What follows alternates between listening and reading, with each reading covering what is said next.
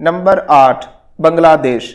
बांग्लादेश आबादी के लिहाज से दुनिया का 8वां बड़ा मुल्क है, लेकिन रकबे के लिहाज से ये काफ़ी पीछे है। इसकी कुल आबादी जून 2020 तक 16,46,89,383 है।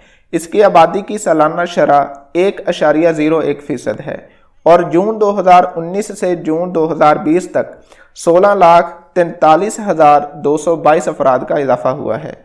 बांग्लादेश का लैंड एरिया 1,30,170 मरबा किलोमीटर है और पॉपुलेशन डेंसिटी 1265 है, यानी 1 मरबा किलोमीटर। सादा अल्फाज में एक छोटी सी बस्ती में 1265 अफराद रहते हैं।